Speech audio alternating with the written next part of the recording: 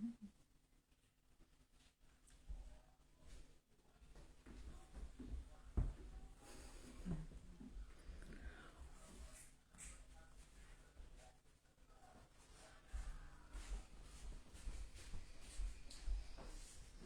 right, well, there's nobody here yet, but we're getting started. And I'm Laura, and well, we've got 4 people watching.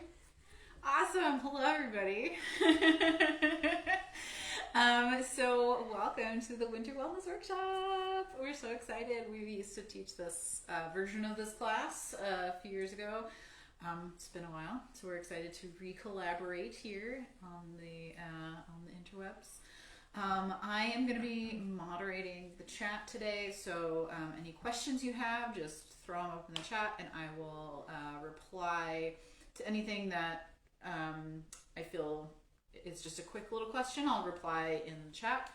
Anything that is more directly related to the recipe, we're going to hold on to until the recipe, until whoever's teaching that recipe is going to be done with their recipe, and then we will have a question moment. So just be patient with us. I feel like there was something else I was supposed to say, but I can't remember what it was, so welcome. We're going to get started with broth, with Miv, who is going to come in here now and get started. Hello, my name is Miv, and I'm going to be showing you how to make a nutritious vegetable broth. This is usually the first thing I do if I start to feel sick, but I always also just make broth all the time. If I make a lot of soup, and it just tastes better to me if I make my own broth. So something that I learned a long time in somebody else's class was to have a broth bag in my freezer. I always have one of these, and I put stuff in it as I'm cooking. So like the center of the celery, or the stems off of fennel.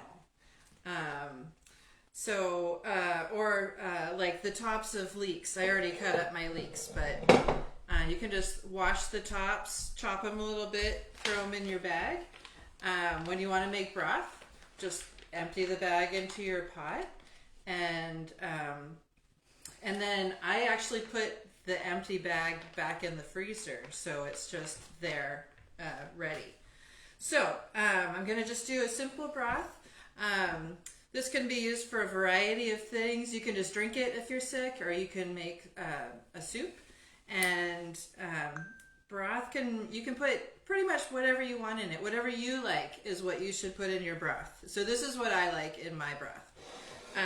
So I didn't start with a broth bag today. So this is 1 whole leek cut up.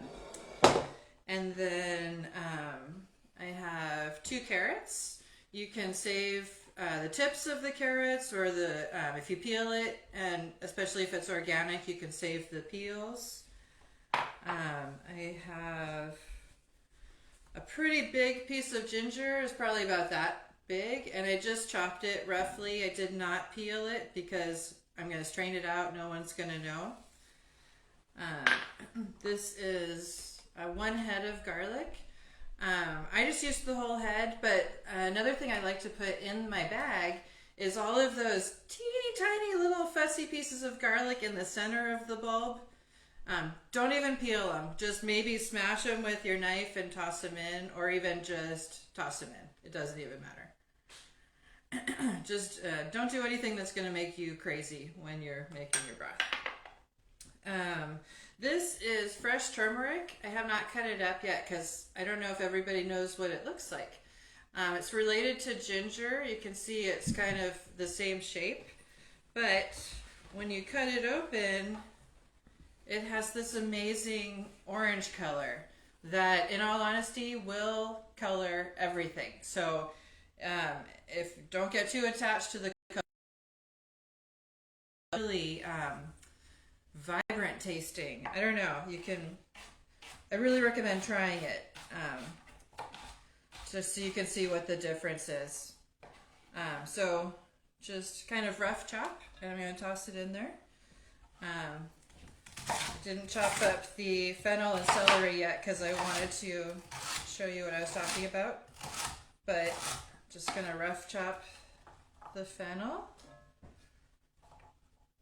Fennel will make your broth a little bit sweet, so if you don't like fennel, leave it out. You can use parsley instead, or pretty much any kind of herbs you like. For the most part, fresh herbs would be added at the end because they will lose their flavor if you simmer them for a long period of time. And I usually simmer my broth for an hour to 2 hours, depending on what I'm doing that day and how much time I have and what I feel like. So hopefully you're getting the point that you can do whatever you want with this, and if you don't have something, you can still make broth. Just leave that thing out. I'm going to put in just a couple of bay leaves. I don't want to add too much because they can really kind of take over. And then I also like to add Astragalus, especially if it's a broth because I'm sick or somebody in my home is sick. Astragalus is what's known as an adaptogen. So it basically has traditionally been used to kind of give you an overall sense of well-being, which, you know, when we're sick, what's better than that? So I'm just going to use 2, and I'm going to break it up a little bit. I should mention that when you're making broth, I cut stuff up pretty small. You don't have to, but the more surface area you get, the more it allows like the vitamins and nutrients to come out of the plants. And so that is why I cut it up. So this is a pretty good start. We have all this stuff, and I'm just going to cover it with water. I'm using filtered water because I can, and why not? I think most of us are familiar with filtered water at this point in our society. I like to make at least a half gallon of broth because some of it will evaporate as you're cooking it, and also maybe I want to do a soup today and make another soup in 2 or 3 days that I have my broth already for that next soup. So so what I would do at this point is put it on the stove, cover it, bring it to a boil, kind of move the cover over a little bit to vent it, and then bring it down to a simmer and cook it for, like I said, an hour and a half to 2 hours. And then, especially if I'm using it because somebody's sick, I will then turn the heat off and I will add some other herbs. This would be a good time to add, I have some oregano here, or parsley or thyme or basil, any of those fresh herbs. I also have some herbs that are traditionally used more medicinally, but these specifically, like red clover and alfalfa, are often added for their nutritional value more than because they have specific properties. So I would add them at this point. I'm not going to because I still haven't cooked it. But I would just do like, I don't know, like a handful. Like it's all kind of made up anyway. So so I would add those to the pot, and then I would cover it for probably another 20 to 30 minutes, just to make sure everything's kind of mixed together and coming all together. And then it can be strained, and you can drink it by the cup, or you can use it for a soup. Something else that I might add is a little bit of apple cider vinegar, which I'll talk about later when I'm doing fire cider. But apple cider vinegar not only helps pull minerals out of plants, but then when you ingest it, it helps your body absorb those minerals. The only thing is, if you are going to be making soup with beans and the beans are not cooked yet, you do not want to add acid, vinegar or citrus or anything until after the beans are cooked, because it will hinder the beans from getting soft. So I'm going to put this on the heat and see if anybody has questions. No questions. Did you talk about why to cover once you've added the dried herbs? Yes. So once you add the herbs, you want to cover it because the heat will pull out some of the essential oils from the plants that can be lost in the vapor as from the steam. So if you cover it, then all of that stays in the pot and stays in the broth, and you get the most nutritious broth possible for those ingredients on that day. So that's it for broth.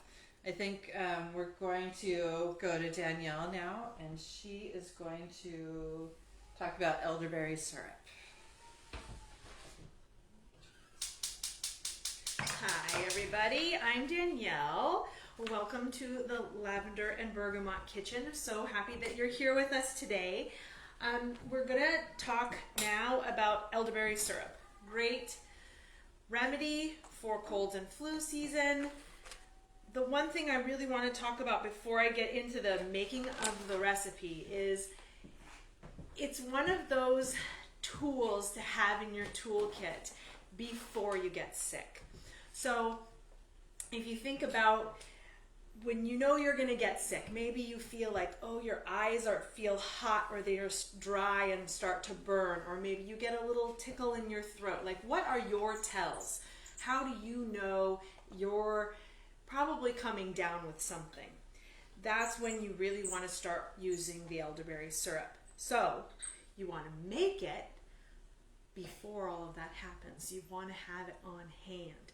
So I'm going to show you how I keep my elderberry syrup in the fridge. We make a quart at a time. I keep it in this handy dandy little Boston Round bottle. The kids take it, they can serve themselves their teaspoon when they need it. And I just keep it on the shelf in the fridge. It's always at the ready. So you can use a mason jar, whatever you have is fine. So to start our recipe today, I have 6 cups of water in my pot.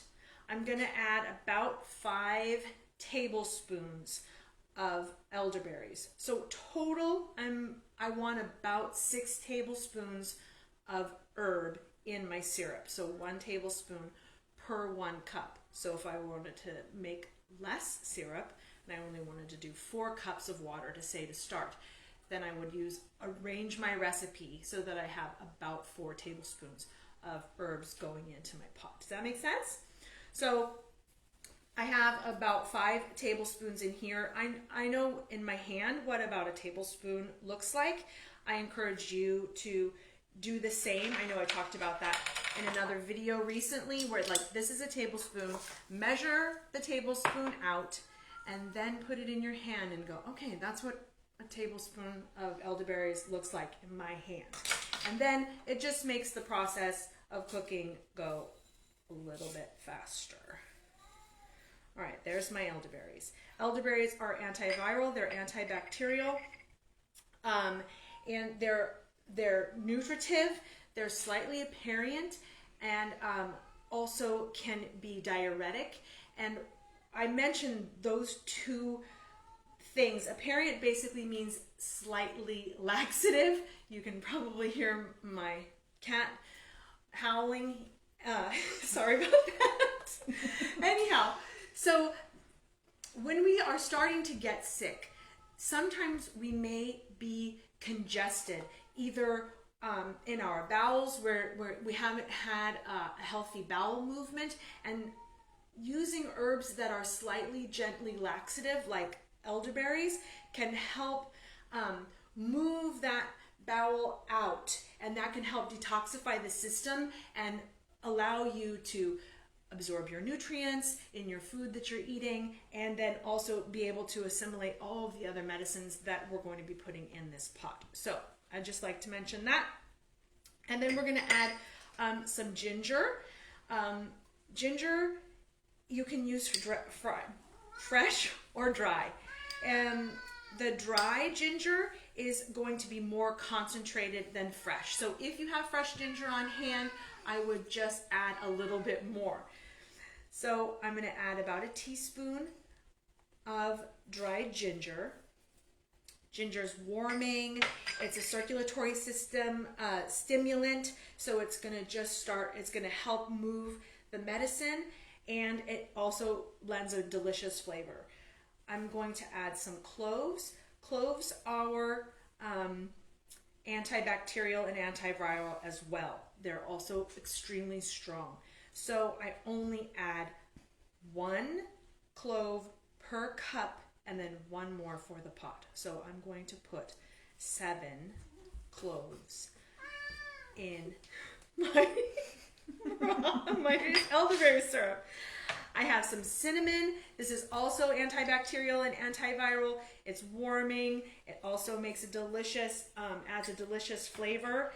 I'm going to add some astragalus. Miv talked about the astragalus. It's also a lung tonic, on top of it being an adaptogen and helping us manage and work through stress in our life. It sort of helps us adapt, but it's also a lung tonic, so it's a great thing to add to our elderberry syrup pot. So I'm going to add 4 slices.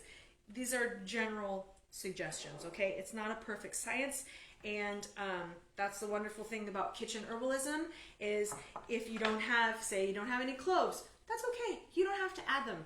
Maybe you don't like the way that cinnamon tastes. Don't add it. Add the other ingredients instead. Or maybe there's something that you find that you like and you want to try to add that to the pot and see how it changes the taste, and you do a little bit of research and see how it changes the medicinal actions and properties. The last thing I'm going to add right now to the pot is some cardamom pods. These are, they're an aromatic, like a harmonizer is how I like to think of them. The flavor of the cardamom, it like makes your formula sing. That it just helps all of the flavors come together. It has its own medicinal properties. It's also antibacterial and antiviral, but it just adds a little something extra. So I'm going to add 5 pods. I'm going to put them in my mortar and pestle, and I'm going to break open these little green papery casings that are there around the outside, so I can free up the little black seeds that are in there. And I know the camera's a little bit far away, but I'm gonna just pull these little casings off, and then I can slide my mortar forward, and then maybe Laura can hold it up for you to see. I'm just gonna discard these little papery bits, and I'll leave one in there so you can see. And that last one didn't want to do its thing. Here we go. If Laura can show you those little tiny black seeds inside there. Oh gosh, it smells my fingers. It smells so delicious. All right, and I'm going to pop those in the pot. Now, I, through the magic of television, have a pot that has been simmering on the stove since this morning, and I will also send that across the counter so Laura can show you. Be careful, it might be hot. So you can see the ring of elderberries around the edge of the pot, As I reduce it, so that's what I'm doing. I bring it to a boil, and then I turn it down to a simmer. It takes about 2 hours to simmer 6 cups and decoct it down to 3 cups. That's the end result. What I want at the end is about 6 cups of 3 cups of liquid left. So I use a chopstick is one way to do it. This other pot that I just made the elderberry syrup in actually has cup markings on the inside of the pot, so I can see where 6 cups is and I can see where 3 cups is, and I can turn my stove off and I can strain it. But another way to do it is I can use a chopstick, and where the chopstick is wet, I match that to the little stain on the side of the pot, and when those two are equal, I've got about half of my original cooking liquid. So next thing we're going to do is strain this. So I have my Pyrex dish, or this doesn't quite fit. If you have a strainer that fits inside, that's great. If not, don't worry about it. I'm going to use some cotton muslin. You can buy this organic cotton muslin at the fabric store. It's extremely inexpensive. You can wash it and reuse it. I just took a chunk off of there, but I will wash this and then I'll have this piece and I can reuse it over and over again. It's got a finer weave than cheesecloth, so less of the fine particles can get through. If you only have cheesecloth, you can make several layers of that, or if you have a fine mesh sieve, you can use that too. So I'm going to try to balance these things together and just pour it through and strain everything out.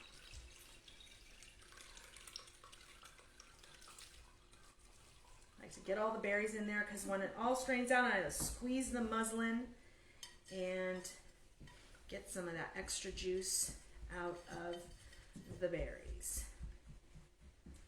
All right, now, last step is you add honey. It works best to add the honey when the syrup is still a little bit warm, because then the two incorporate easily into each other. You can certainly do it afterwards. It just takes a little bit more effort to get the honey in. And it's about by taste, but typically it's a half part. So if you have 3 cups of finished elderberry decoction, you'll add about 1.5 cups of honey. If you have 4 cups of decoction, add 2 cups of honey. It just sort of depends, but some people like it sweeter. Elderberries are very tart, so you, in order to make it palatable, especially if you want the whole family to enjoy it, adding some honey will certainly help the medicine go down. So now that I have this handy dandy little bundle of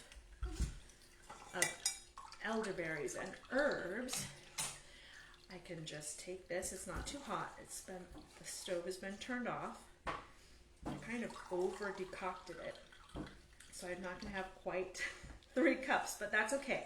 This is going to be a little extra concentrated medicine. So I squeeze all that goodness out of those berries, and you add your honey, which I have here. So I've got about 2 cups of elderberry, so I'm going to add about 1 cup of honey. This is raw honey, by the way. I will talk briefly with you about honey when I show you how to make Cammie McBride's Cough Ease honey. So just stir to incorporate the honey and the elderberry syrup and decant it into your container, whether it be a little bottle like this or a mason jar, whatever you got on hand, and you enjoy in good health. If you have any questions, I'm happy to answer them. We did have a question about what the best material for the pots you simmer this in is. Yeah, there's a lot of you can use glass if you have glass. I feel like glass is the the best thing, but glass cookware is hard to come by. I remember my grandma used to have this great glass saucepan that had a little spout on the side. It was like brown glass like this. But Revereware is great. It's stainless, and it's also hard to find now. I find it typically at garage sales or like white elephant sales, like things like that. I have a few pots in my collection. It typically looks like this. It has that sort of copper looking bottom, and this one is old as the hills. But it says Revereware on the bottom. I can't really see it very well, but yeah, stainless. So something non-reactive. Yeah, something non-reactive. Is important, Yeah. right? Mm-hmm. If you've got it. If you don't, I don't want that to be the thing that prevents you from making the medicine. Okay? So that's why I don't like, it has to be in this thing, or you gotta strain it into a glass, or don't use a plastic spoon. I don't want any of those things to prevent you from making the medicine. Don't let those be obstacles in your way. Is that the only question? Yeah, it is. All right. Well, the next thing we're going to do is the throat spray. Right? We have a question. One more. Do you harvest your own elderberries? I do. I don't always. It sort of depends on if I have access to them. I have a friend who was living on a farm here in Davis, and she would allow me to come onto her property to get her elderberries, and her elderflowers, which was amazing to have access to that. But you want to be careful when you do that, because you want to make sure that you have the right species of elderberry. The red elderberries are they're toxic, and so you don't want to harvest those. So you want to be sure of the plant that you're harvesting, that it's the right species of elderberry. And you also, there's several different ways of processing them, but the stems of the elderberry are toxic. Even the berry itself is good, but the stem is not. So you want to be sure when you're processing them that you get as few of the stems as possible. So when I harvest them myself, I freeze the berries with the stem, and then when the berries are frozen, there's a whole process that I have for separating the stems from the berries. And we can have a class on that too if you're interested in learning about that. Put that in the comments, and any suggestions you have for classes you'd like for us to do in the future, pop those in, and we'll be happy to, either if something we already know how to do and we can teach you, or we'll certainly learn about it ourselves so we can pass it on to you. Oh, one last thing. At the end, when I'm like about the last 15 minutes or so of simmering, I like to add orange peels. You can add dried or fresh, but this ups the ante. You're going to add a lot of vitamin C into your elderberry syrup by adding those. But if we add them too early and they simmer over that 2-hour period, it can make your syrup kind of bitter. So I add it right at the end. So I'm glad I remembered to tell you about that. We had also, someone was curious about how much do you take and how often? Oh, yes.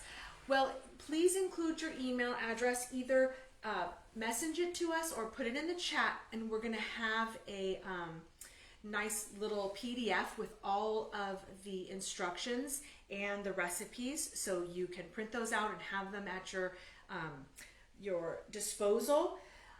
The typical daily, like if you're not sick and like a prophylactic kind of dose, is a tablespoon for an adult, a teaspoon and a half for a child, and you can take that once a day.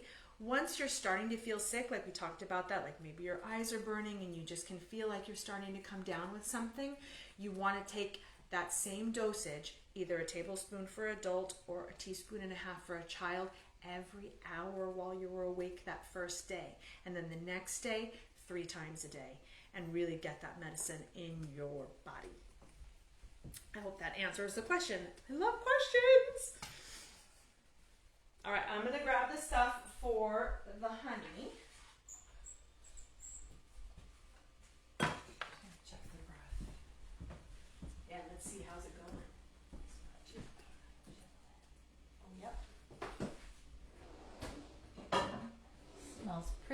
great in here. Yes, it does. Oh, I'm going to put this other thing of syrup on so we can have some more syrup at the end. The final question that we had was about whether or not we're using dried or fresh berries. We're using dried berries.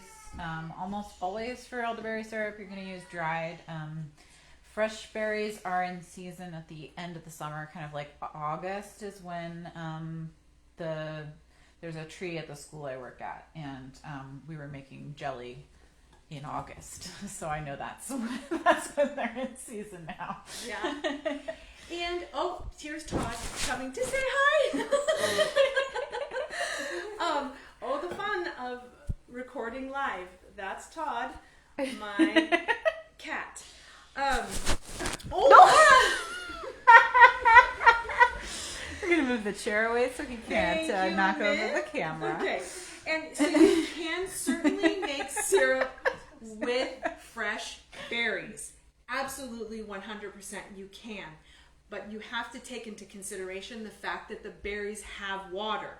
Here they're dry. They're completely dehydrated. There's no water in the berry. So you would adjust your water in your pot. I would maybe eat, depending on how much you're making. Like if I had fresh berries for this 6 cups of water, I would maybe I would keep all of these ratios the same, but add a cup less of water to compensate for the amount of water in the berries. Does that make sense? You're thinking about that moisture that's there in the berries already. Okay. If we have no more questions. Todd has a question. We are going to be making next this amazing recipe for cough ease honey. My mentor and teacher, Cammie McBride, has written this amazing book called Herbal Kitchen. I'm bringing it close. You can see all my tabs on the book that I use this book a lot. About them, the nutritional information, some historical uses for those herbs, and it's great. And then in the back, there's recipes for party drinks. There's recipes for flavored honeys. There's even recipes for ghee and for oils so that you can up the ante for your salad dressing game. And this is a great book to have in your kitchen. And one of my favorite recipes is the Cough Ease Honey. When you're feeling sick, you're already feeling crummy, it's so hard to think about what do I have to do to make myself feel better. If you're in the kitchen making the broth, you're tired, you already want to have the broth made, right? That's what you want, that set aside, and so that you can just warm it up, and then you can go wrap yourself back up in your blankies and start feeling better fast.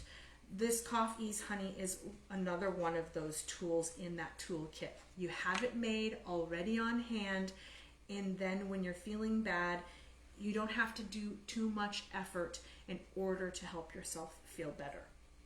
So, the honey is raw.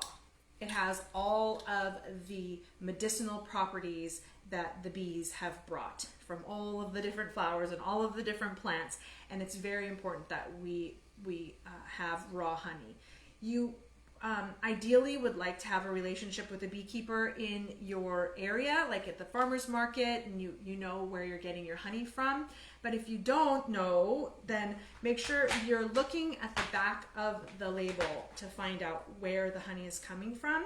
Because as long as it's from the United States, we have pretty stringent laws about the honey that it cannot be adulterated. So you know it's not corn syrups or other things added to the honey.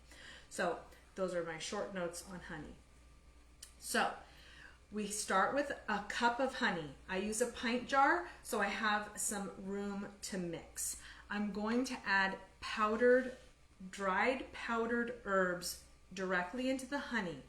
And then when I'm feeling sick, I'm going to have this shelf-stable medicine that I can take a tablespoon, add it to a cup of boiling water, and mix that melted honey. All of those herbs are going to melt together, and then I have something to soothe my cough. So we are going to start with some powdered fennel. So fennel is antispasmodic. So when you have a cough, right, you're having this spasm either it's spasming in your lungs or there's a tickle in your throat and this is just can't get rid of it, fennel is going to help to calm that spasm down. And we're going to add 2 tablespoons of powdered fennel right into the pot of honey. Fennel is also an expectorant, so that's going to help you loosen that mucus up and get it out of your system. And it's especially helpful for the sort of dry, percussive coughs. Then we are going to add some powdered star anise. Star anise is so beautiful. Laura, why don't you show them a couple of these little pods? I love them so much. They're so pretty. So anise dissolves mucus. It's also antiviral and it's also expectorant. It's very hard to find it powdered though.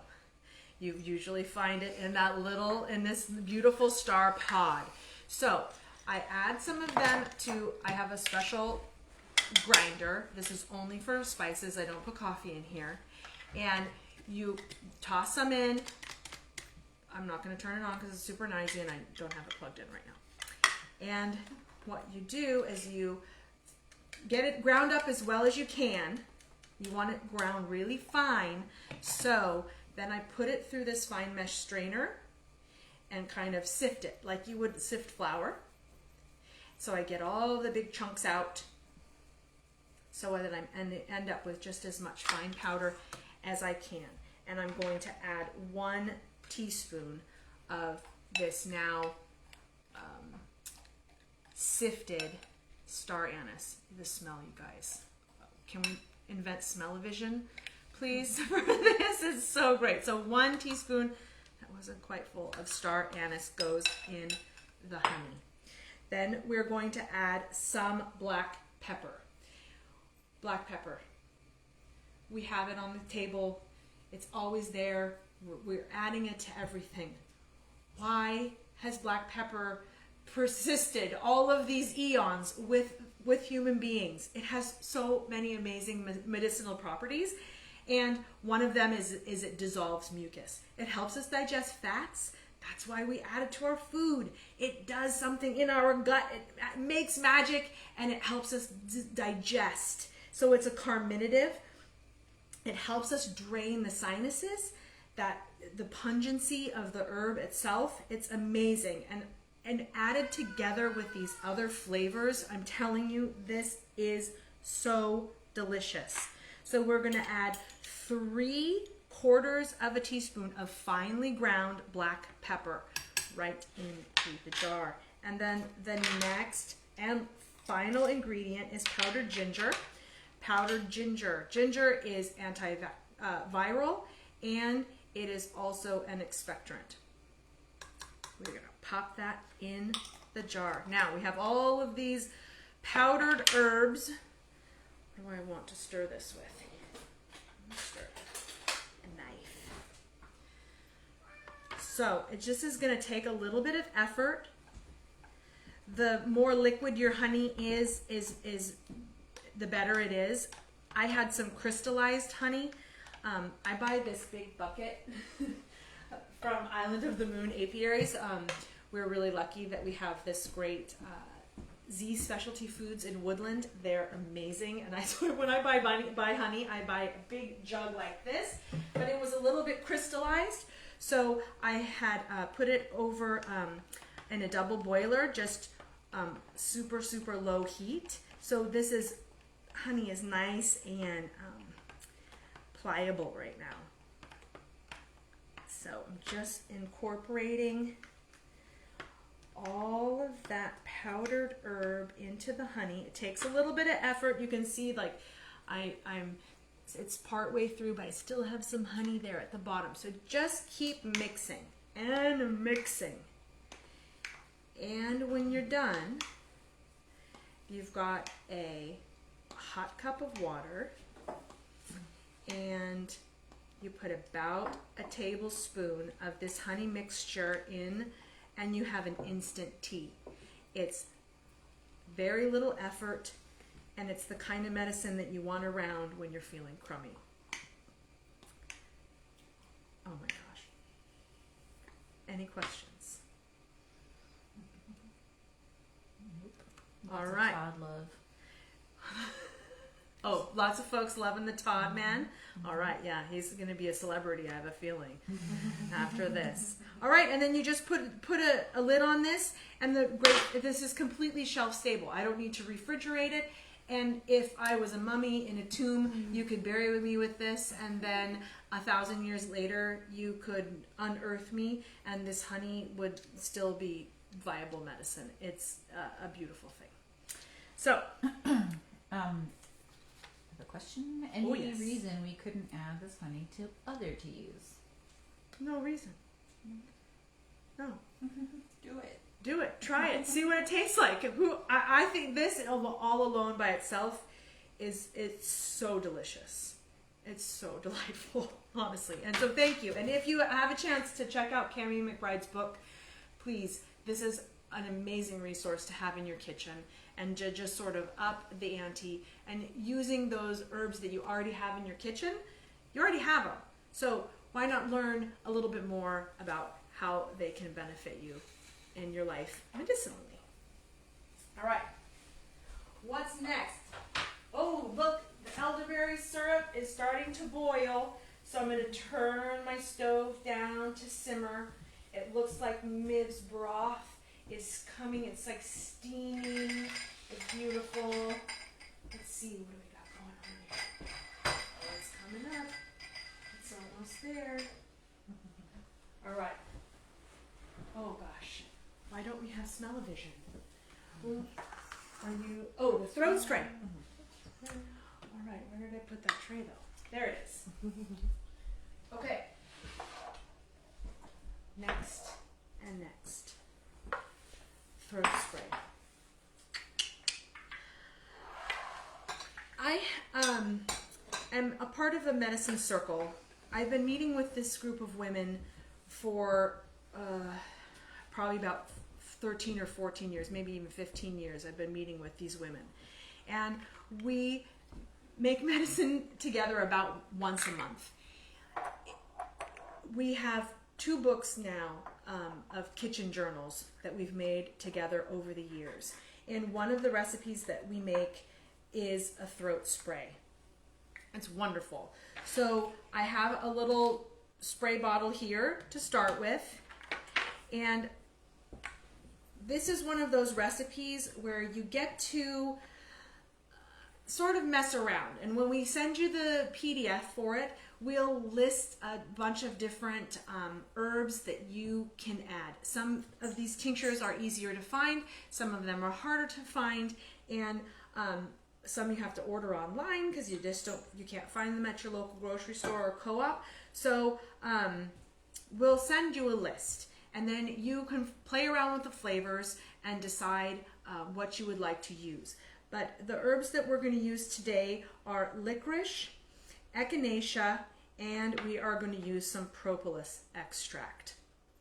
Now, propolis, as a lot of you know, is made from the bees. It's one of these amazing medicines. It's an analgesic for the throat. So it helps the pain of the sore throat to just numb. It like makes your throat go numb. So you can add as much of this as you like.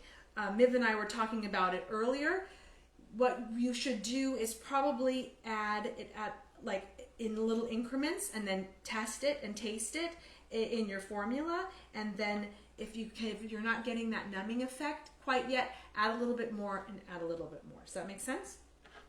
So what I'm going to do, it's very simple. It's even parts of everything. So if I had, 4 other herbs here, I would just add even parts. So I'm going to take this whole ounce of echinacea tincture and I'm going to use my little funnel and pour it in to my spray bottle. And echinacea is antibacterial. It's great for infections. And spraying it, I feel like right on the throat where those germs might be proliferating is a great way to cut something off at the pass. And then we've got licorice. Licorice is a demulcent, and it's very soothing to the mucous membrane. It has this kind of mucilaginous quality to it, and it's going to add the part to this formula that's going to be the soothing, and it's healing, it's vulnerary. It actually is going to help you rebuild those inflamed and damaged tissues at the back of your throat. And I'm going to add, because I like it, about a half of an ounce of this Propolis Tincture. I probably should have shook it up first, huh, Niv? It tends to sort of settle at the bottom, so give it a little shake. And then add that in. Now, you could use it just like this, but it's going to be pretty strong. It's going to taste a little hot in the back of your throat. So we always add, with the one that I make at the cabin, we add glycerin. But if you have honey on hand, there's no reason why you can't add it. You do have to think though about your sprayer. Okay, see this tiny little tube that's on your sprayer? Don't add too much honey to make this so thick that it won't get through the top of your sprayer. But you add, just to taste, think about about how much you want to add, and then you shake it all up, and then you spray it on the back of your throat. And you can keep it at your bedside. I find for myself that a sore throat is most irritating to me when I'm trying to fall asleep at night. And I like to keep my sore throat spray right by my bed, and I can spray it right on the back of my throat, and then I can fall right back to sleep. A note, Miv brought this handy dandy little roll of tape. What's in here? If I sit it on the shelf, I'm not going to know. So I'm going to take a little piece of tape, and I'm going to write throat spray, and I'm going to write what I put on it this time, because this time might be different than next time because I might have different ingredients. And then I'm going to write the date. And you don't have to have a fancy label. You don't have to have nice handwriting, but please label and date whatever it is you've got in the jar. I know what this is. This is my elderberry syrup. It's always in there. But there you go. Any questions about the throat spray?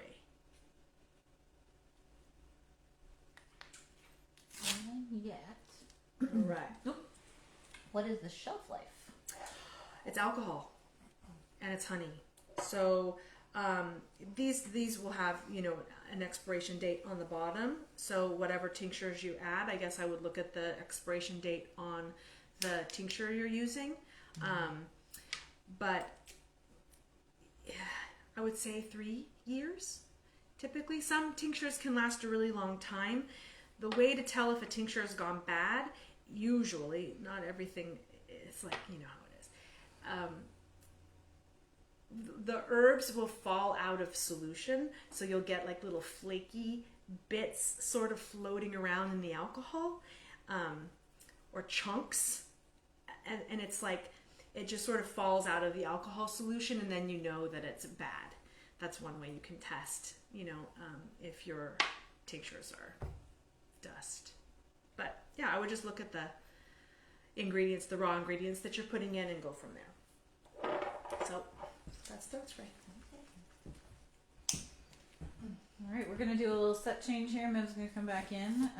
So if anyone has any other questions about throat spray or coffee with honey or anything we've been talking about, now's a great time to ask them as we move some stuff around.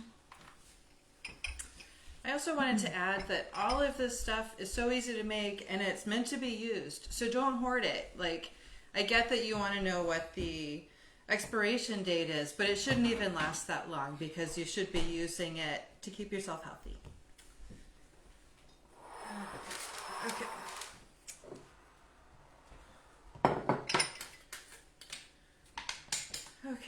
Oh my gosh, it smells so good in here. Why don't we have smell-o-vision? Yeah, smell-o-vision reminds me of Harold and Maude had this thing that she called her odorifics, which I think should be a real thing. And also, if you're sick at home and you can't go anywhere, that is an excellent movie to watch. One of my all-time favorite movies. So, I'm going to talk about fire cider. So there's been a lot in the news about fire cider over the past few years. It's become very popular. A lot of people have heard of it but don't know what it is. It basically is a traditional herbal recipe that is an oxymel, which means it's a combination of apple cider vinegar and honey with some other stuff in it. And I think around 1970 or the late 60s, a woman named Rosemary Gladstar, who is also known as the mother of modern herbology, I should say, because she has been very generous about spreading her knowledge. She was creating a recipe in a class with her students based on other recipes from the past, and they were trying to think of a name of it, and somebody said, hey, how about fire cider? And it kind of stuck. And then she taught it. She taught many students who taught it, and it just grew and grew and grew into what we know as a traditional herbal recipe. People sold it to for part of their livelihood, and people gave it away. People taught it for free. Nobody really thought that maybe somebody someday would swoop in and trademark it, which is what happened. And then that company started targeting herbalists that had been selling it for years and telling them to stop, and it went to court. And the courts decided just a couple years ago that it is a traditional recipe that cannot be trademarked. It's for everyone to use. One of the things that happened during the court case was Rosemary Gladstar and other people created this book. There are many recipes for fire cider, which I wanted to point out mostly because it's not just one thing. It can be whatever you want within this kind of context of these spicy herbs. So I want to give you the freedom to branch out with it. Don't feel like you have to make it the same way every time. Don't feel like you have to make it the same way as somebody else. You can make it however you want. So this is the book. It's called Fire Cider. If you want to know more about it, this is a great book. There's also a website, I think it's called Free Fire Cider. You can learn more about the court case if you want. And one of the takeaways from the court case was that potentially there are many traditional recipes that are at danger of being trademarked. So let's not do that. Let's not steal the recipes and make them for ourselves. I wanted to read one more quote before I stop ranting about fire cider. I just thought this kind of explains the concept of herbology. It says, if herbal formulas, even the ones we invent ourselves, tinkering with herbs and ingredients in our own kitchens, can be said to be ours, it's a collective ours, and ours only for a few minutes in time, till they are passed on and on and on, as herbal knowledge always has been, as part of our inheritance of being human and our ability to care for each other and ourselves. So I thought that was really nice. It gave me the chills. And also, the thing about inheriting it as ourselves as humans is because herbs aren't these crazy magical things. They are plants that evolved with us. We evolved together, and therefore we work together in different ways. That is why herbology works. Okay, enough of that. I'm gonna do the recipe. So, like the elderberry syrup, you can take this as a tonic. You can take a spoonful every day. Or when you get sick, start taking spoonfuls of it. What I more traditionally do is I add it to salad dressings, or I add it to soups, or if I'm cooking greens, I use it just instead of plain vinegar. So this is 1 onion chopped up. I have a whole bulb of garlic. I'm thinking maybe this jar isn't big enough. I'm going to switch jars. Look at this. I have a handy bigger jar. And if you're going to go ahead and make this, make some extra. I have a friend who, for whatever reason, doesn't make her herself. So I usually end up giving her some. She loves it. People love to get stuff that you make. So make a little extra and give it away.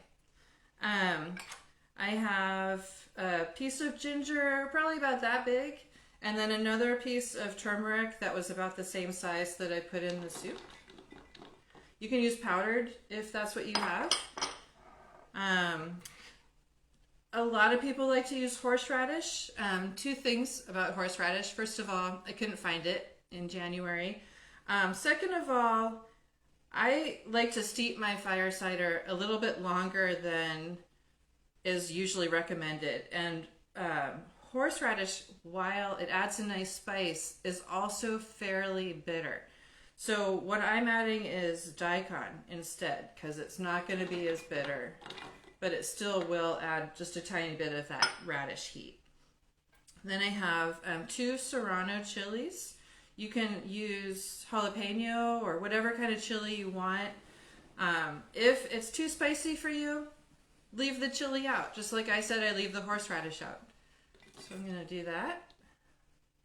Chilies are spicier in the summer though, so these winter serranos are not really that spicy. And then I have 1 whole lemon from, it's a Meyer lemon. I just cut up the whole thing. You can use any kind of lemon. You can use an orange. You could use mandarin oranges, satsumas, or whatever you want. And then I have some herbs. This is what I had. So I'm adding, they're already broken up, but I have some rosemary, I have some oregano, and then I have somewhere in here is thyme. But I've also done, like one time I made a sort of a Thai inspired one where I did lemongrass and cilantro and makrut lime leaves. Somewhere I have, I'm also going to add a little bit of bay. So you can use whatever you like, however you think you're going to use it, add those herbs. And then, I don't know, just maybe 2 bay leaves again. And these, because just that surface area thing, again, I'm going to break them up a little bit.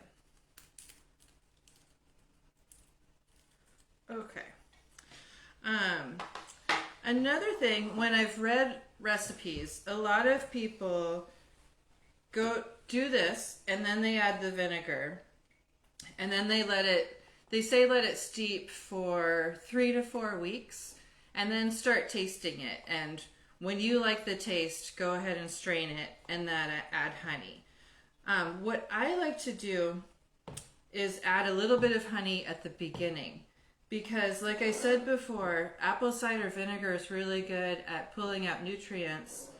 The honey, in addition to that, will pull out some of the essential oils. And so different, they're called menstruums when you're soaking something in a solution. Different menstruums pull out different things. And while I might add a little bit more honey later, if I want it a little bit sweeter, it seems to me that by only adding honey later, you're kind of missing out on some of the things that it could be doing altogether. So I'm not going to measure, but I'm going to estimate, I don't know, a half cup of honey.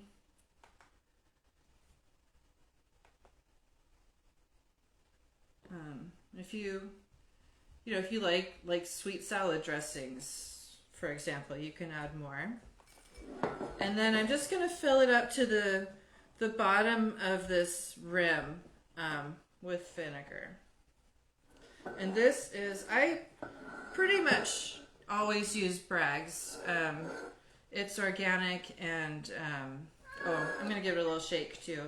It does have the, mother in it. Some people insist that you need to use filtered vinegar. I've never had any problem adding the mother to it.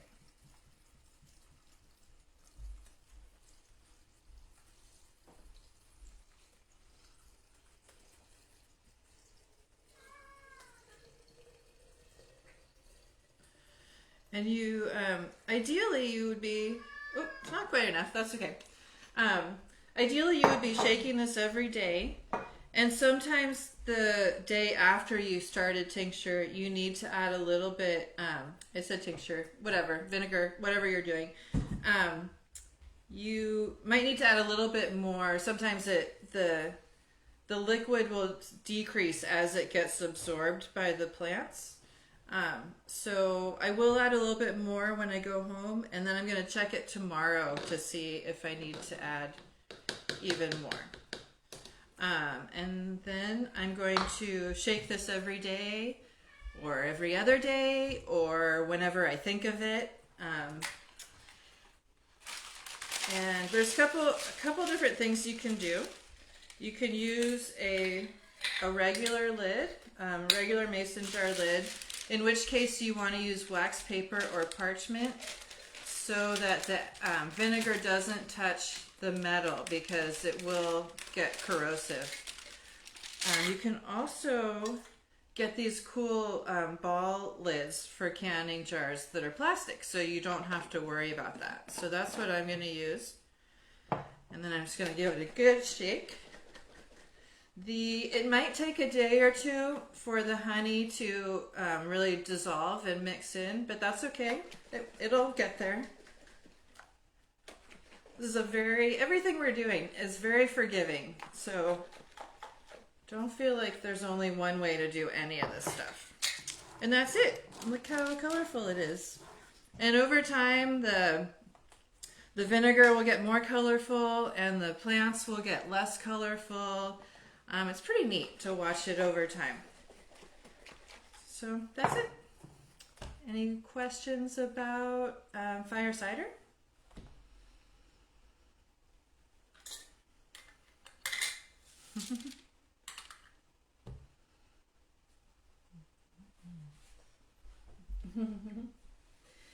Well, we are very grateful that you came to the Lavender and Bergamot Kitchen today to learn these little folk remedies from us. I use that word little too much in my vocabulary. Mm-hmm.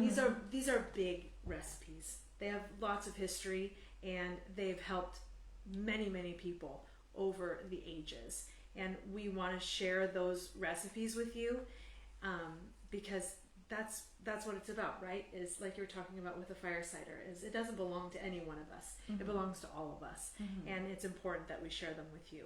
So we really appreciate that you came and you took some time out of your day to learn about these. And like I said, if you have other recipes that you're curious about, that you want to learn how to make, put that in the comments or send us a private message and let us know what you're interested in learning about. And we'll use our expertise and our knowledge to pass that information on to you. So if